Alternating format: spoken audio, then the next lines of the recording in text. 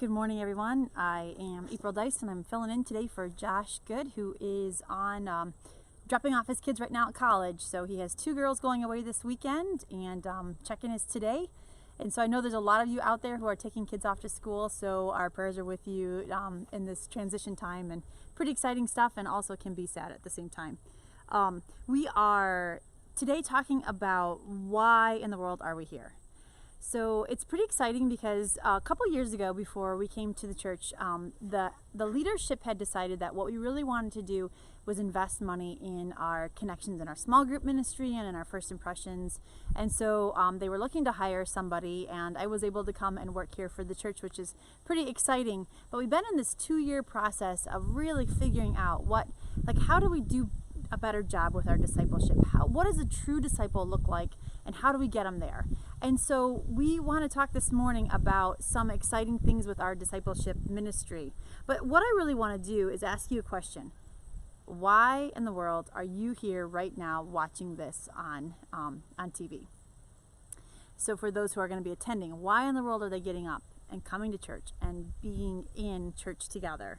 I mean, why do we take classes at church? Why do we join groups? Why do we volunteer in children's ministry or youth or senior care? I mean, why do we do the things that we do as a church? I mean, it'd be a lot easier to sleep in. And there's a lot of Sundays where you think, oh man, I could do a whole day at the lake, or I could do this or that. But we make a choice to be here. And why is that? So today I want to answer 3 questions. Why do we do church?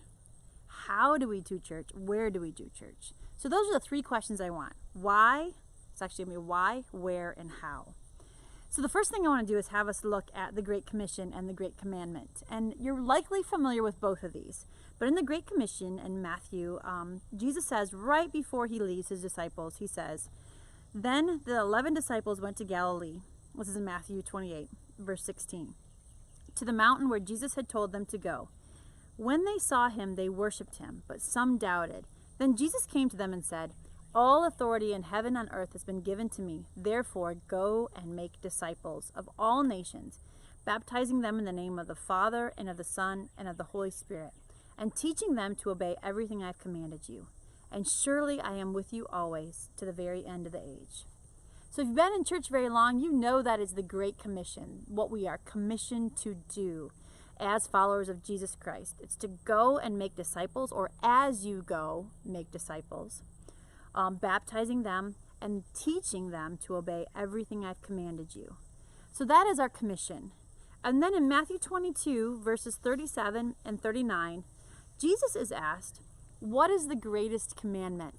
And he says, the first is, love the Lord your God with all your heart, with all your soul, and with all your mind, and love your neighbor as yourself. He says, the first one is to love God, and the second is like it, love your neighbor as yourself. So we have the Great Commission and the Great Commandments. Those are what we're called to do. But how do we do those? How do we fulfill those in the local church? I think it's important that we look at what the early church did. So if you'll open your Bibles to Acts 2, and we're going to look at verses 42 through 47. So this is talking about what the early church was doing.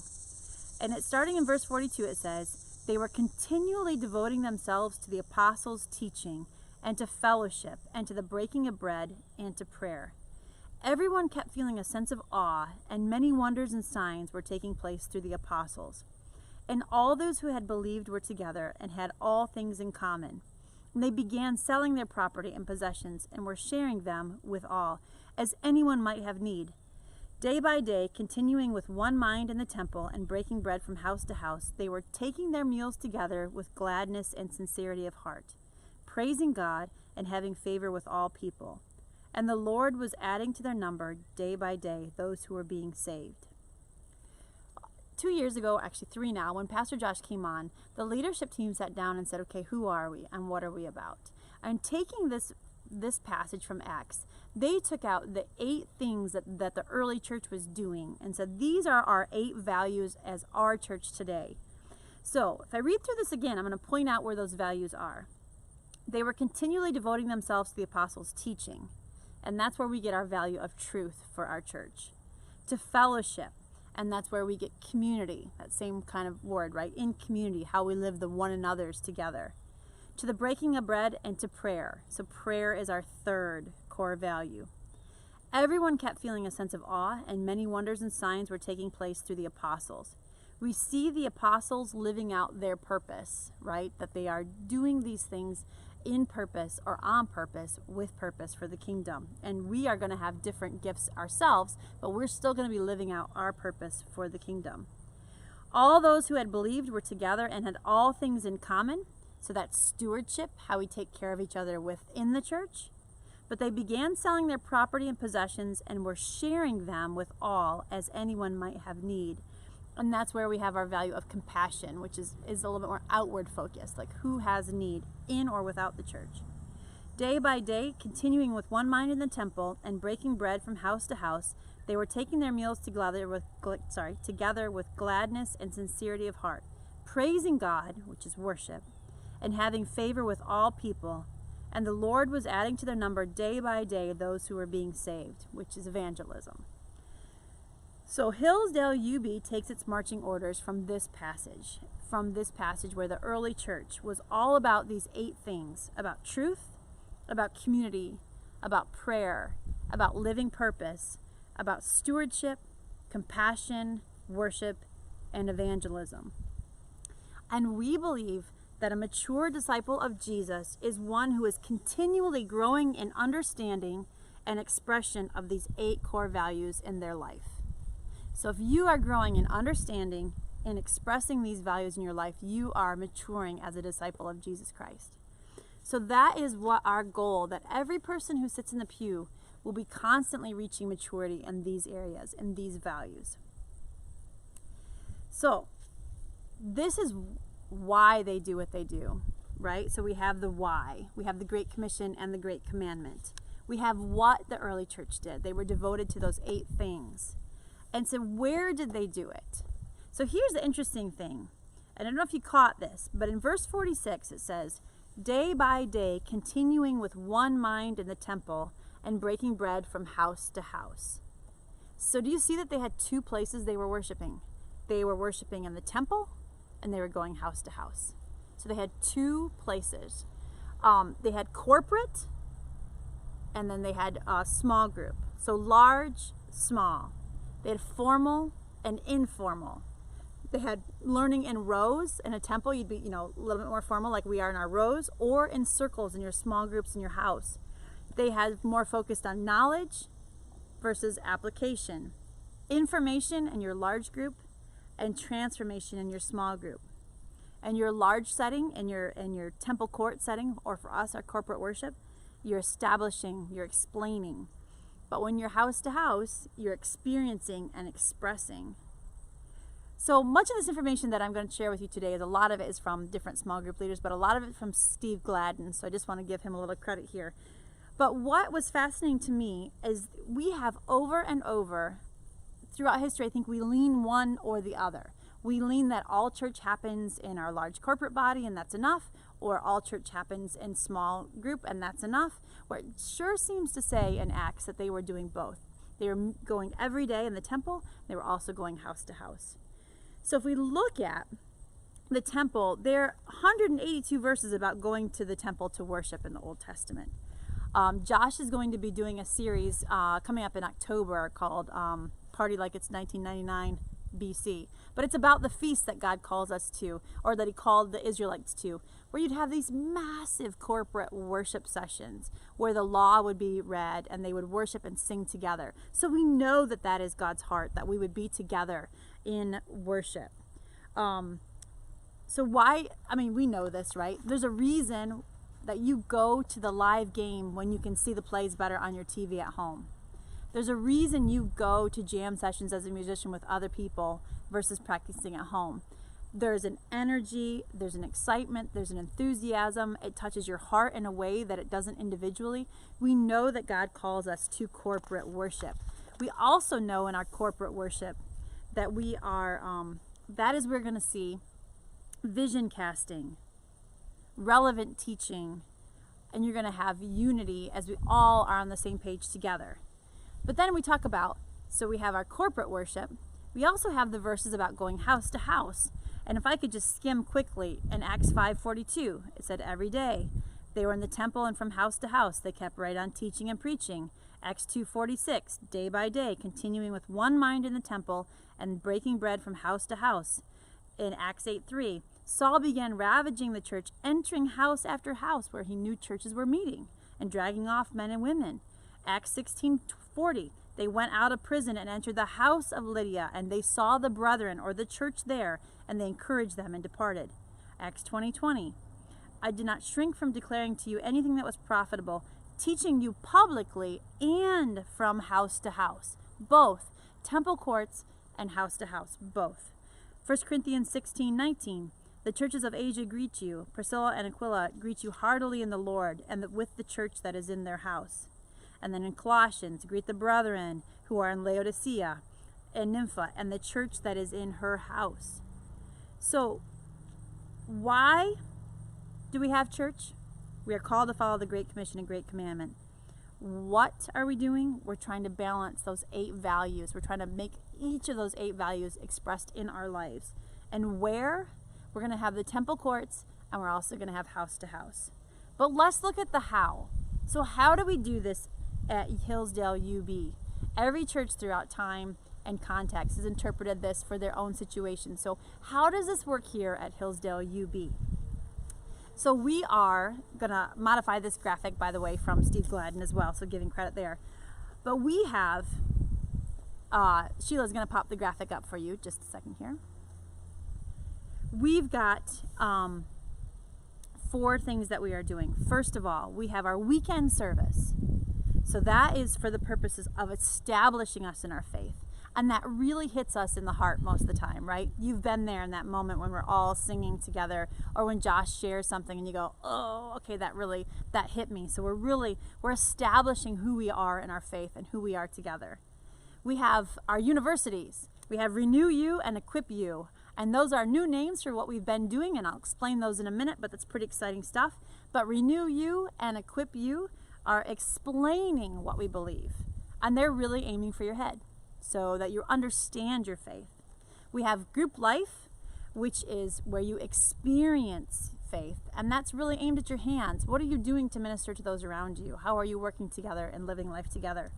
And then we have what we're calling On Mission, where you are expressing your individual gifts for the glory, and you're building His house, His kingdom here in the church and without. So that's where you are expressing your unique gifts that God has given you to build up the kingdom. So we have, as I've said, we have our weekend service, and that is our temple courts. So the first 2 things are kind of our temple courts, our large gathering. We have weekend service and our universities. So as we look at the temple courts, like I said, they're focused on your heart. They establish you, so they're establishing. We have relevant teaching, vision casting, corporate worship, and we are unified as we sit together and fellowship with one another in that corporate setting.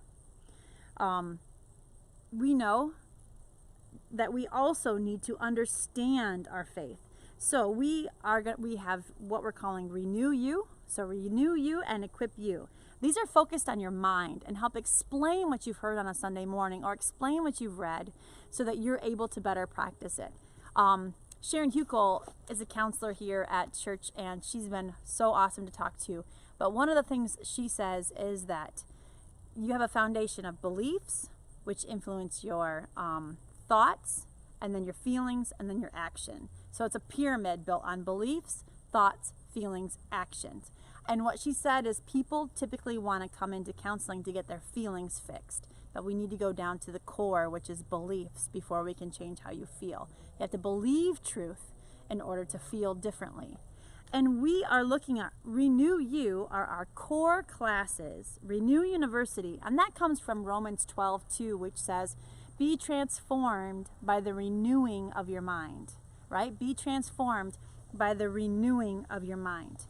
These are classes that we're going to continually offer on about a 3-year rotating basis.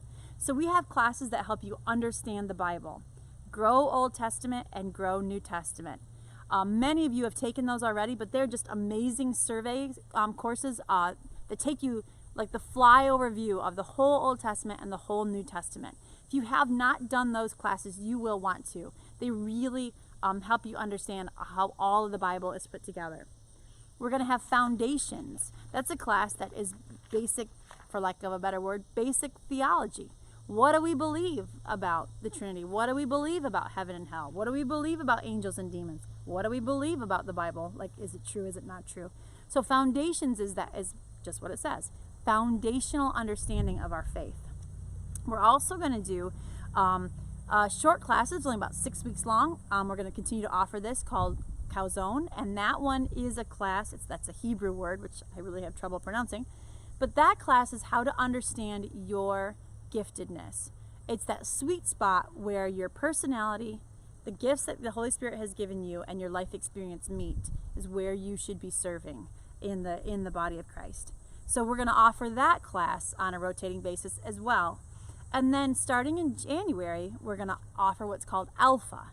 And Alpha would be almost, I would say, if you were doing Algebra 1, this is a pre-algebra class. So for people who really are just interested in finding out, what is this thing? What is the Bible? Why should I read it? Who is Jesus? Why did he have to die? That is a course that's offered in 100 countries, and like 27 million people have taken it. It's just an awesome class. So that's not going to be offered till spring or till January, but if you are thinking about your neighbors who might just want to get their feet wet and have some questions about faith, Alpha is going to be perfect for that. So we're going to rotate these classes through every year on a Sunday morning and Wednesday evening during Awana, so that if you have kids in Awana, you can drop them off and jump into one of these classes. So those will be offered on a 3-year rotation. Grow Old Testament, Grow New Testament, Alpha will probably offer yearly, by the way, just because that's always for new people. We're also going to do Foundations, and then Calzone, which will be offered, should be yearly. It's about just a 6-week class. It's a great class, so you will love those.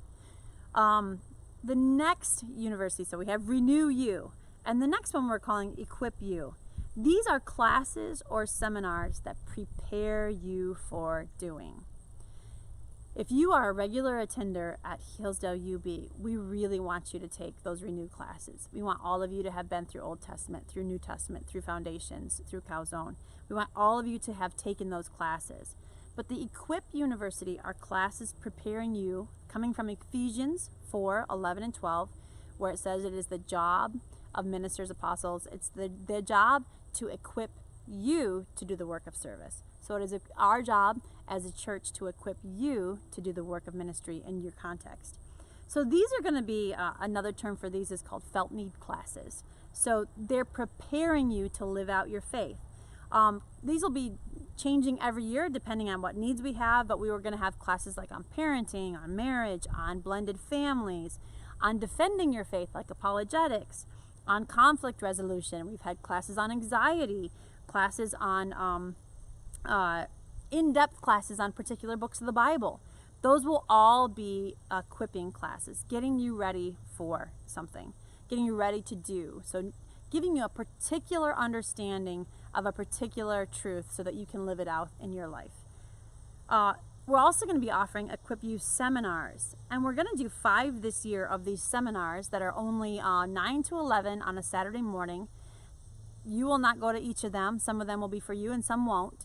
But these are really exciting to me. Last year we did 3 of these, and they were very, very successful, and I think really met some needs. But this time in October, we're going to have, it's called Gender Neutral, helping your kids navigate the gender minefields right now. So with Truth and Grace, we're going to have Elizabeth Schluter come and speak to you how to help your kids, how to talk to your kids about all of the stuff that's out there with gender, how great answers for good questions. So if you want to come to that, if you have kids, that's going to be awesome. Otherwise, if you have grandkids, if you have anybody, she just is amazing. So I think that's going to be incredibly important for you, to equip you to live in this world that we're in right now.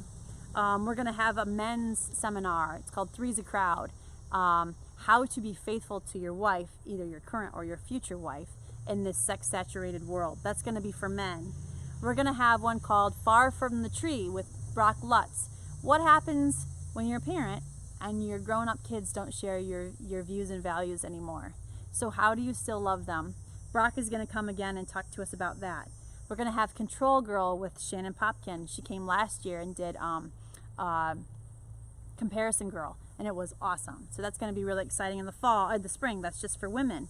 And then in April, we're going to have Role Reversal, and John Drews is going to come and speak with us about how to care for your aging parents. So those are areas where people have said, gosh, I'd really like to know how to do this, or gosh, how do I live out my faith in this area?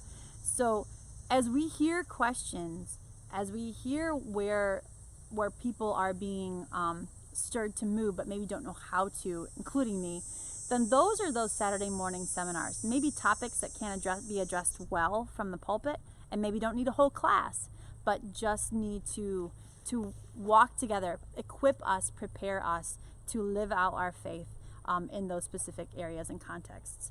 So that's Equip You. We have classes coming up in the fall. Blended Families is going to be in the fall, a class on prayer in the fall, a class on how to walk away from difficult people, a class on Psalms and Proverbs, just some great stuff coming in the fall. And then in the fall, we have those 2 seminars for fall and then 3 for spring, which are going to be on dealing with gender ideology, gender neutral. And then there's the class on men, three's a crowd, how to only ever keep 2 people in your bedroom by what you see and the way that you interact in this world. So those are going to be really exciting. I'm really excited about all of those. I think you're going to love it. So as you look through that schedule that'll be coming out in the next few weeks, you can mark your calendars for the ones that you need to equip you.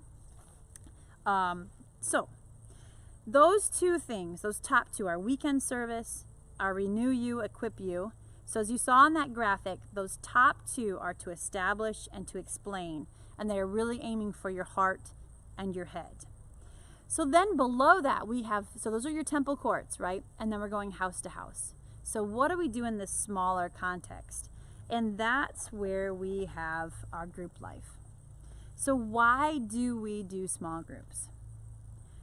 It is the biblical model to have both, to have temple courts and to have house to house. One thing I think is really important to understand, I don't know if you know the passage in Exodus where Moses' father-in-law comes to visit him. And his father-in-law sees this line of people waiting for Moses to answer their questions. And his father-in-law just says, you can't do this. You cannot care for the needs of all of these people. And Moses' father-in-law said to him, what is this you're doing for the people? Why do you alone sit as judge while all these people stand around you from morning till evening? Moses answered, because the people come to me to seek God's will. Whenever they have a dispute, it's brought to me, and I decide between the parties and inform them of God's decrees and instructions. Moses' father-in-law said, what you are doing is not good. You and these people who come to you will only wear yourselves out. The work is too heavy for you, and you cannot handle it alone. Now listen to me, and I'll give you some advice, and may God be with you. You must be the people's representative before God and bring their disputes to him. Teach them his decrees and instructions and show them the way they are to live and how they are to behave. But select capable men from all the people, men who fear God, trustworthy men who hate dishonest gain, and appoint them as officials over thousands, hundreds, fifties, and tens. And have them serve as judges for the people at all times, but have them bring every difficult case to you. The simple cases they can decide. That will make your load lighter because they will share it with you. If you do this, and God so commands, you will be able to stand the strain, and all these people will go home satisfied. And it says, another translation, Moses was relieved. Everyone had his needs satisfied. Now, if I can ask you an honest question. You're sitting in a church of between 350 and 450 people on a Sunday morning, which means we easily have 400 adults who are regular attenders. Regular attenders is usually in America 2 times a month. So we regularly have over 400 adults who call this their church home, probably more like 600. But let's go with 400 for the sake of ease. Can I say everyone has their needs satisfied? So let's just look at this. If we have 400, let's say you want to talk to Pastor Josh 1 hour per quarter. That's it. So 1 hour every 3 months. All 400 adults would just like 1 hour with their pastor every 3 months. That would mean that Pastor Josh would spend 33 hours a week simply in talking to the people at our church just to get through everybody once a quarter. It's just not possible. It is not possible. And it says Moses was exhausted, and your pastor loves you to pieces. He loves you, but he cannot handle the load alone. And so when we look at our small group ministry, our house to house, or we have group life here, everyone can have their needs satisfied if they are in a group that can care for them. I'll tell you, when we have a call and it says there's a death or there's an emergency or there's a crisis, and when I know that family is in a small group, I just go, oh, thank goodness, because we know that their needs are being cared for. And we can come alongside with whatever we can do as a church, but we know primarily the hands of Christ are at work in that person's life already. So what are the benefits of a small group? You're going to know the Bible better, which is truth. That's our value, right? You're going to connect with other believers. That's community. You're going to pray for one another. It's prayer. You're going to talk about what God is doing in your life, which is worship. You're going to meet one another's needs and those outside the group. That's compassion and stewardship. You're going to practice unselfishness, looking outside. You're going to practice evangelism. And you're going to express your gifts in community, which is fulfilling your own purpose. So small groups, or our group life, is the place where the church is experienced. So if the worship service is the place where the church is established, and our universities, Renew You, Equip You, are the place where the church is explained, where faith is explained. Small groups, group life, this is the place where the church is experienced. So lots more information is coming for this fall. But if you want to experience what you learn on Sunday, if you know that you're in a church, a large church, and there's just no way that you are going to have the needs met, your needs and others' needs, in a corporate worship setting, if you know this, it's time. It's time to not just be temple courts, it's time to be house to house too. So we have the last place where the church is, where faith is expressed, where the church is expressed, is where we're saying on mission.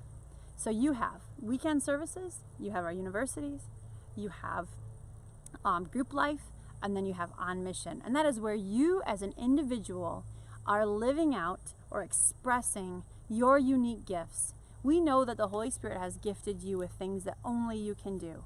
And we also know that you are called to be the minister of the gospel. Not the staff, although they are too, but it says that we are to equip you to do the work of ministry.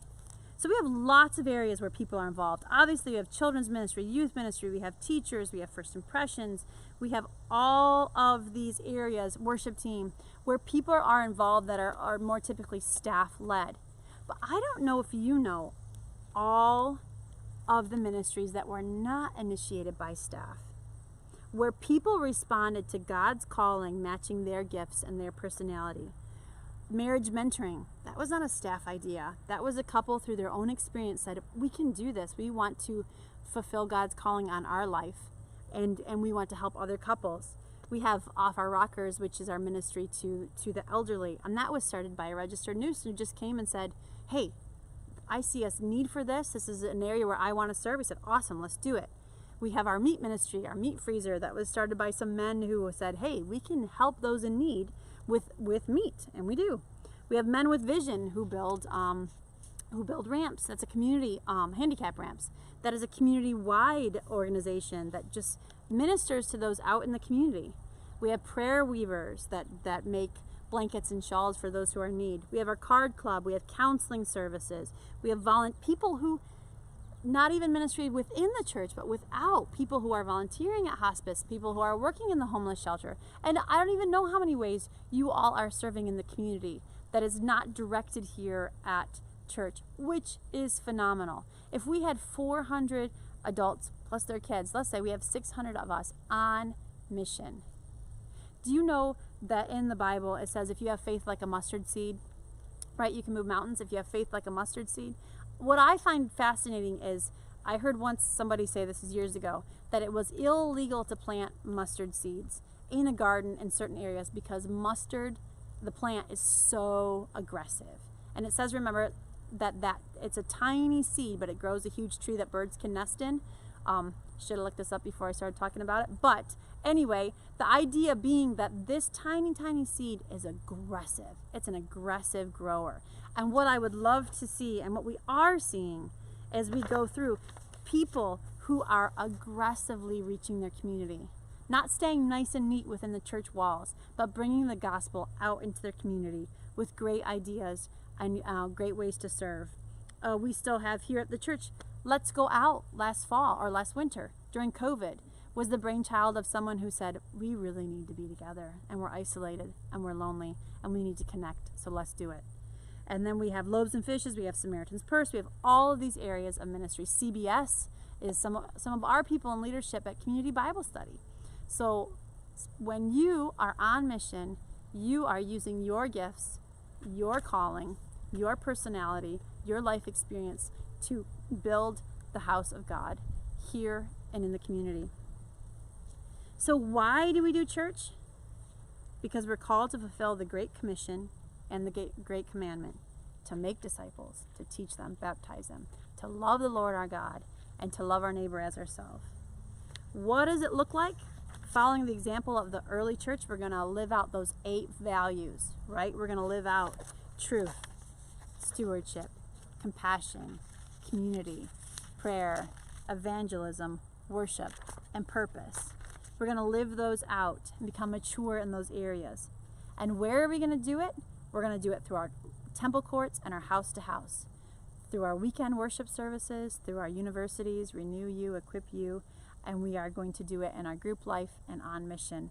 We're going to establish, explain, and experience and express our faith. So and then how are we doing that? Just like I said, through those areas, through weekend service, Renew You, Equip You, group life, and on mission. So what now? So you're sitting there going, okay, that sounds great. Hopefully I've explained it well. Hopefully the graphics will help you on this. But how are you going to do this? What are you going to do? So I want you to ask yourself 3 questions. Where do I need more explaining? Where do I need more understanding? So here's your action step. If you haven't signed up for Grow Old Testament or New Testament, those are launching in the 3rd week of September. Sign up for those classes. Mark those and look at as the flyer comes out in the next couple weeks, look at those Equip You seminars and classes and see where you need more understanding.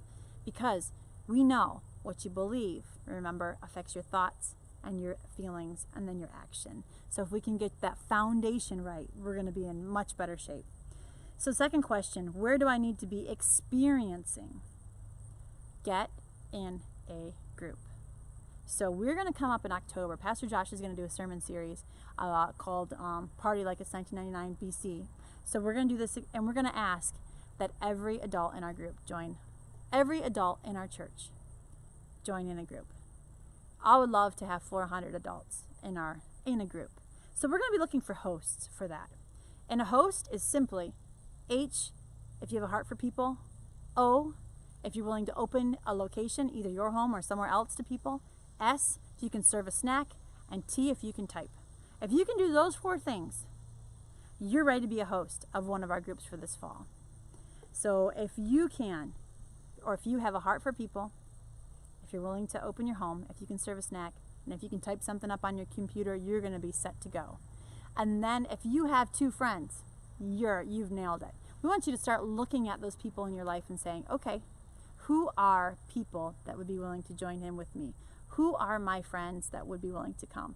So I would love to have 125% of our church attendance in our groups. So this is looking beyond our walls, bringing people in who may be willing to come to your house for a discussion, who may not yet be willing to step in the church doors.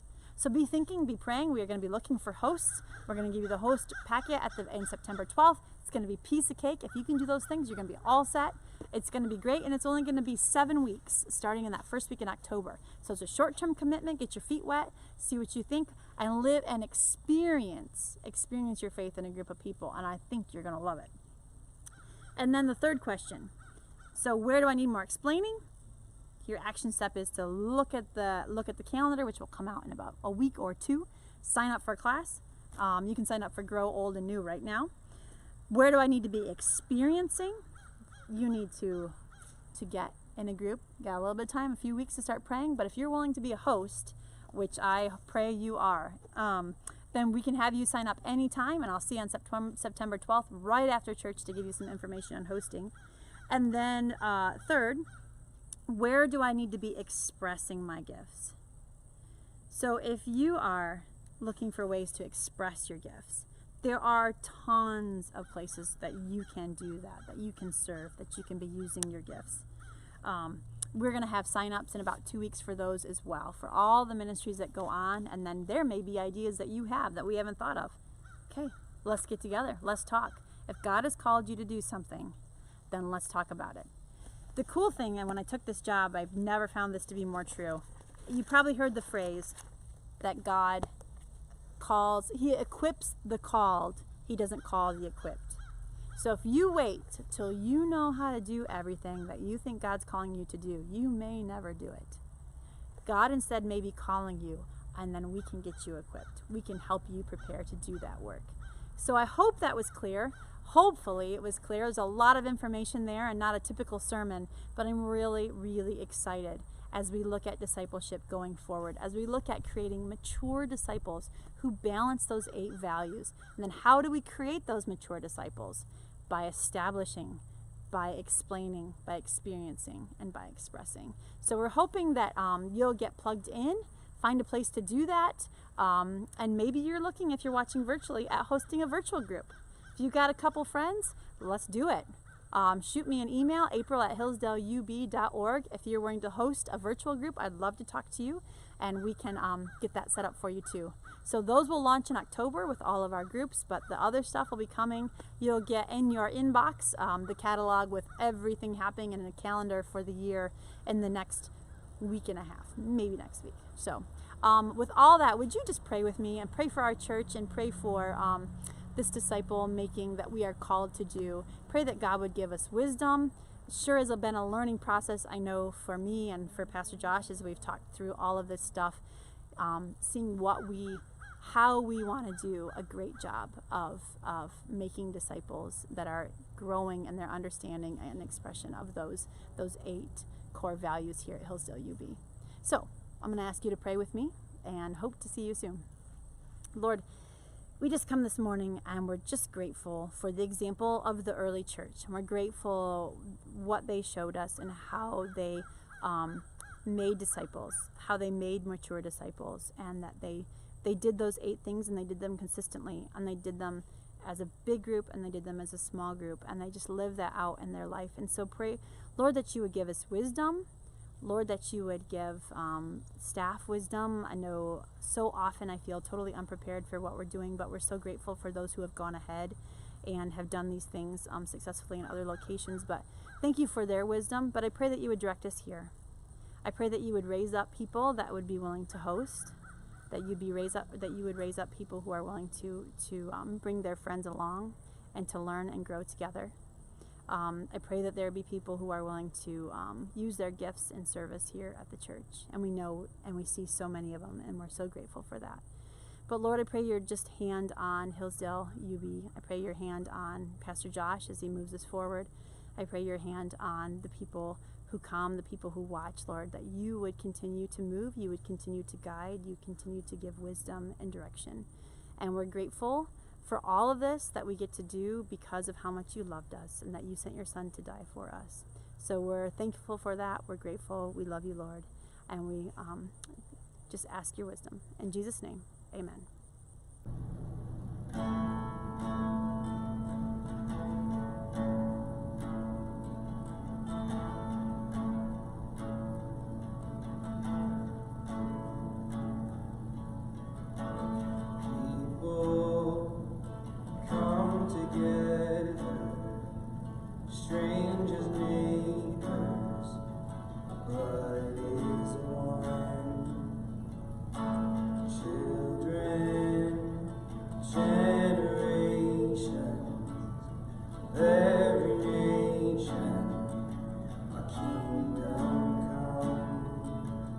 Don't let your heart be troubled. Hold your head up, I don't fear no evil. Fix your eyes on this one truth. God is madly in love with you. Take courage, hold on, be strong. Remember where our help comes from. Oh, oh, oh,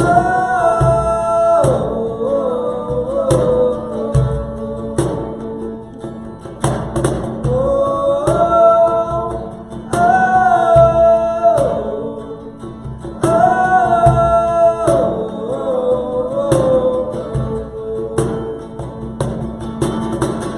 Jesus, our redemption, our salvation is in His blood.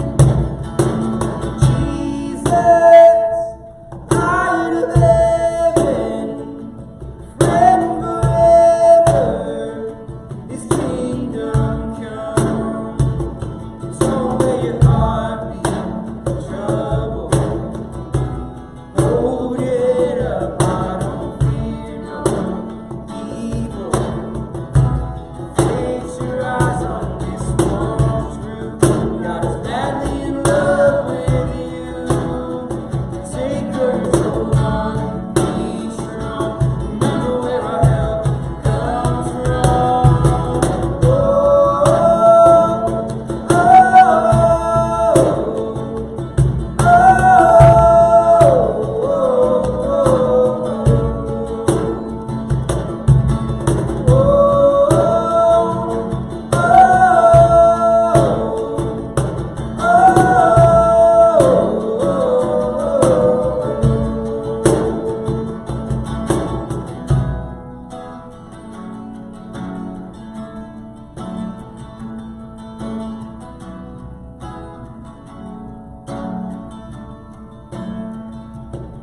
Swing wide are your heavens.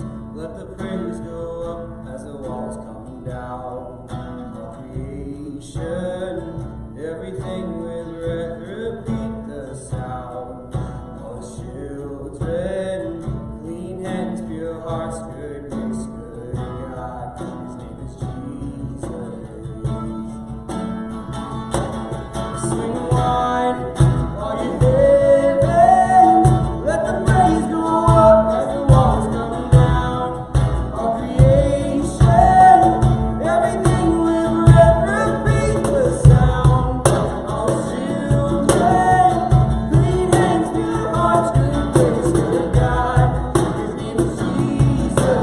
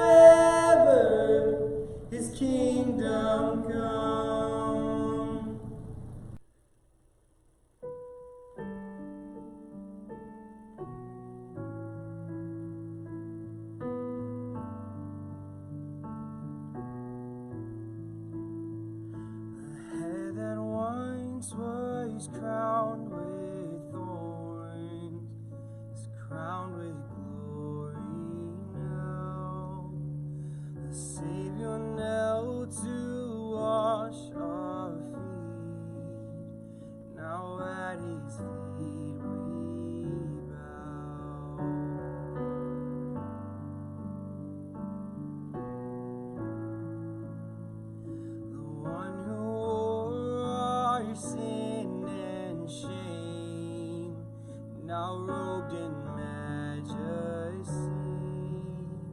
The radiance of perfect love now shines for all to see.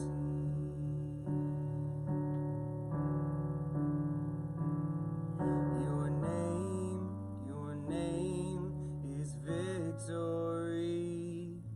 All praise will rise to Christ our King. Your name is victory.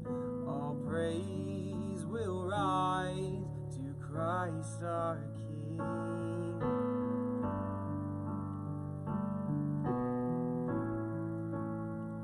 The fear that held us now gives way to Him who is our peace.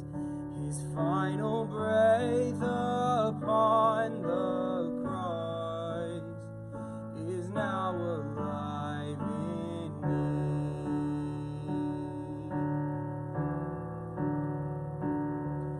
Your name is victory. All praise will rise to Christ our King. Your name is victory. All praise will rise to Christ our King.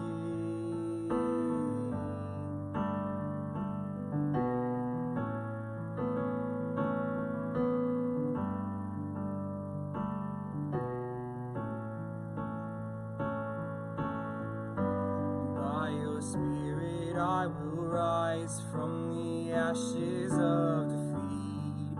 The resurrected King is resurrecting me. In your name I come alive to declare your victory.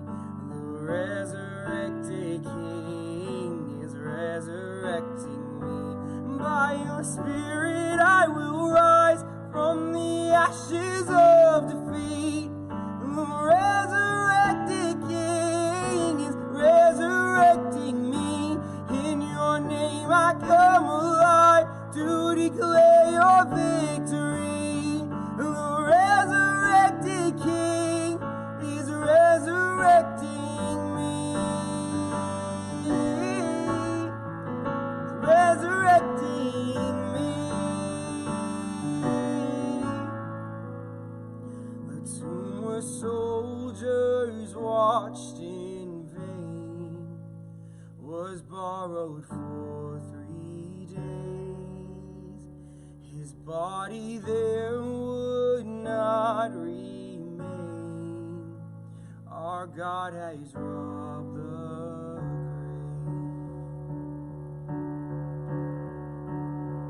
Our God has robbed the grave.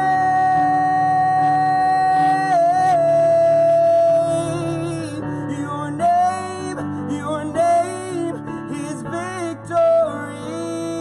All praise will rise to Christ our King. Your name is victory. All praise will rise to Christ our King. Your name is victory. All praise will rise to Christ our King. Your name is victory. All praise will rise to Christ our King. By your Spirit I will rise from the ashes of defeat. The resurrected King is resurrecting me. In your name I come alive to declare your victory. The resurrected King is resurrecting me. By your Spirit I will rise from the ashes of defeat. The resurrected King is resurrecting I come alive to declare your victory. The resurrected King is resurrecting me. The resurrected King is resurrecting me. The resurrected King is resurrecting me. Yeah, he's resurrecting me. Whoa.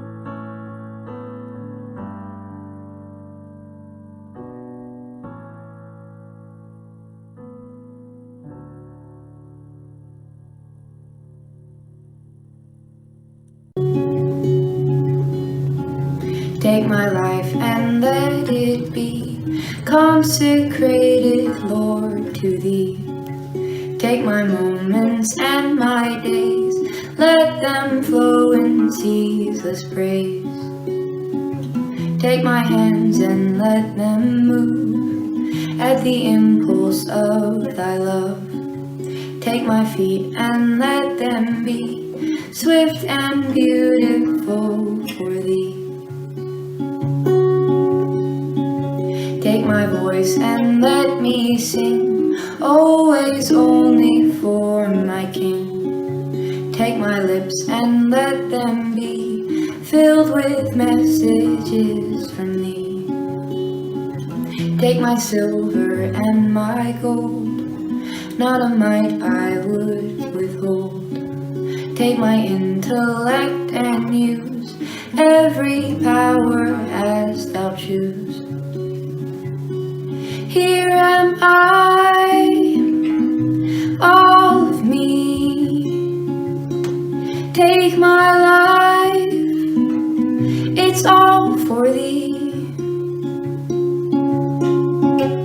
Take my will and make it Thine, it shall be no longer mine. Take my heart, for it's Thine own, it shall be Thy royal throne.